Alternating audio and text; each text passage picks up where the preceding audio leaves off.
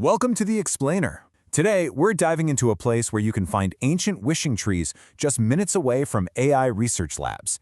Yep, this is Tai Po, a district in Hong Kong where the past and the future aren't just living side by side, they're completely tangled up together. So let's start with a really simple question. How does a place get its name? In Tai Po's case, the answer isn't just some boring historical fact.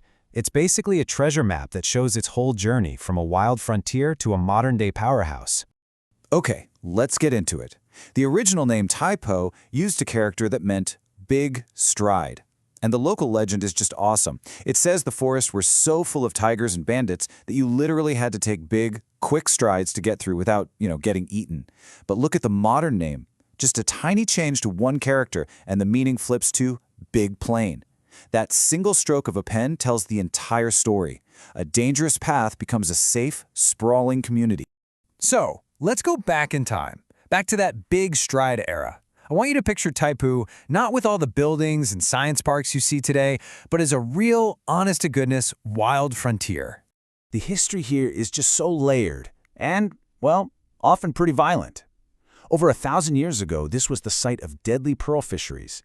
Then, you fast forward to the 19th century, and you've got rival clans fighting actual wars, called the Market Wars, to control the local trade.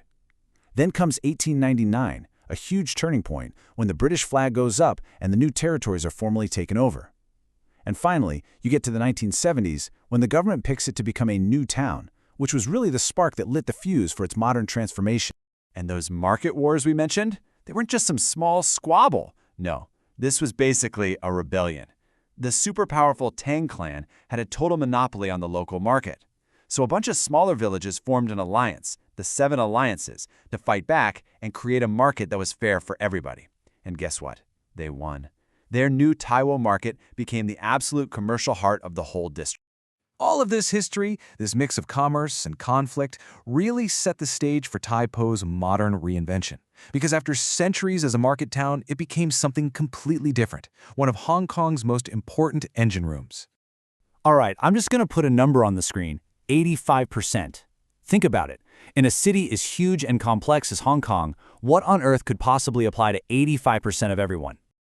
That's right. That's how many households in Hong Kong get their power from a single gas plant in Tai Po. The gas that cooks your food, the gas that heats your shower. For 85% of the city, it all starts right here. So this district isn't just a place on a map. It's part of the daily lives of pretty much everyone in Hong Kong. And it doesn't stop with energy. Tai Po is also like Hong Kong's central kitchen. So many of the city's most iconic everyday brands, we're talking Maxim's Cakes, Nissan Noodles, Amoy Soy Sauce, they're all cranked out in Tai Po's Inno Park. But the evolution didn't stop with factories. The old industrial estate got a facelift and a new name, Inno Park. And right next door, the city built its pride and joy, the Hong Kong Science Park. The whole focus shifted, dramatically, from assembly lines to algorithms. Now it's all about biotech, AI, and fintech. And this is what really gets to the heart of what Tai Po is today. It's this amazing district of contrasts. It's a place of high-tech hubs and what you could still call modern-day tiger trails. So on one side of Tai Po, you've got this sleek, futuristic world of the science park. Just imagine it. Glass-walled labs, people buzzing around, and the city's smartest minds hammering away at the code and the cures of tomorrow. But then, you just take a short bike ride and the world completely changes. You leave the land of AI behind and you step into a UNESCO Global Geopark. And suddenly, you're surrounded by these incredible mountain ridges of Pat and Lang and rock formations that are millions of years old. A perfect symbol of this blend of nature and human cleverness is the Plover Cove Reservoir. This wasn't some natural lake. It was the world's first reservoir built in the sea. I mean, the engineering feat was just massive. They literally built a wall to block off a piece of the ocean to create a gigantic freshwater lake. Okay, here we go. Our next mystery number, 76 meters. To give you some perspective, that's about as tall as a 25-story building. What do you think you'd find in Tai Po that's that huge? It's the absolutely breathtaking 76-meter-tall statue of Guanyin, the goddess of mercy, at the Tsz Shan Monastery. It's actually a pretty new addition, but it's instantly become this calm, spiritual guardian of the district, watching over everything from the tech labs to the hiking trails. It really is a tale of two Tai Pos just existing right next to each other. In one, the big landmark is the Science Park. In the other, it's the Pat Sin Leng Mountains. Your big activity for the day could be AI research, or it could be a mountain hike. And the sounds you hear shift from the clicking of keyboards to the sound of birdsong and waterfalls. And you can even see this mix of old and new in its ancient traditions. Take the famous Lam Tsuen Wishing Trees.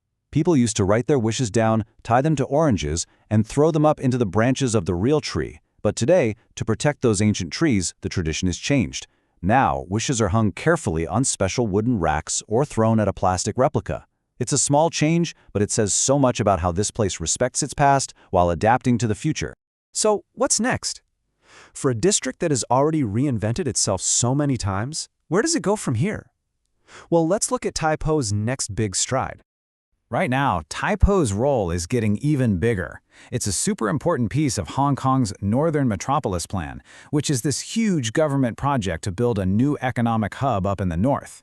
Tai Po has been officially named the Eastern Knowledge and Technology Corridor, acting as a vital link between the old city and the new innovation centers of the future. So, Tai Po's story has been one of constant change. It went from a dangerous path you had to rush through with a big stride to a big plane that powers the city and fuels its tech dreams. After such an incredible journey, the only real question left is, what will Tai Po's next great leap be?